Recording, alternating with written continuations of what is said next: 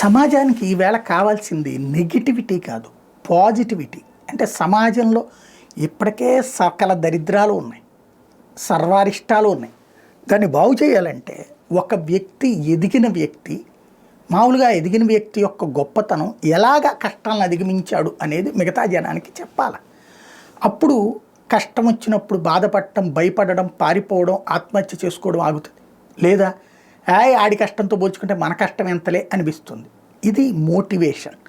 ఈ motivation media చేయాల్సి, అది తప్పేసి అది మర్చిపోతుంది. సరే, అది ఓపిక లేదు, వాళ్ళకి అంత తీరిక లేదు అనుకుందాం.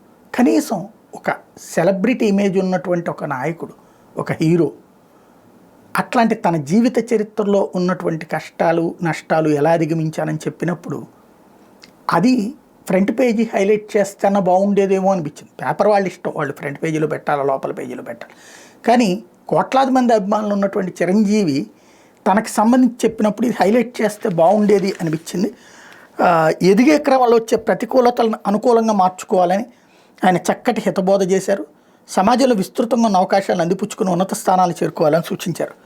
హైటెక్స్లో జరిగిన 3 రోజుల పాటు జరిగిన ఆప్టా క్యాటలిస్ట్ గ్లోబల్ బిజినెస్ కాన్ఫరెన్స్ 2025 ముగిసిన సందర్భంగా ప్రతిభ ఉంటే సరిపోదు, ప్రవర్తన కూడా బాగుంటేనే ఏ రంగంలోనైనా రాణించవచ్చు, నిత్య విద్యార్థిగా ఉండాలి, మారుతున్న కాలానికి అనుగుణంగా వినియోగదారుల అభిరుచిని అందిపుచ్చుకోవాలి. కాలేజీ రోజుల్లో నేను ప్రదర్శించిన నాటకానికి అవార్డు వచ్చింది. ఆ తర్వాత అందరూ నన్ను ప్రత్యేకంగా చూస్తుంటే హీరోలా ఫీల్ అయ్యేవాడిని. నటనే కెరీర్ అయితే ఎలా ఉంటుందనే ఆలోచన అప్పుడే పుట్టింది. నేరుగా అవకాశాలు రావని గ్రహించి నటనలో శిక్షణ తీసుకున్నా. ఎన్నో ఆటుపోట్లు తిని ఇప్పుడు ఈ స్థాయికి చేరుకున్నా. పవన్ కళ్యాణ్, రామ్ చరణ్ నా కుటుంబ సభ్యులను సైతం నా అచీవ్మెంట్గా భావిస్తా. ఇటీవల పవన్ ఇంటికి వచ్చినప్పుడు మాట్లాడుతూ అన్నయ్య రాజ్ కపూర్ కుటుంబంలో మంది కూడా కావాలని గతంలో ఆకాంక్షించి ఇప్పుడు అది నిజమైంది అన్నారు.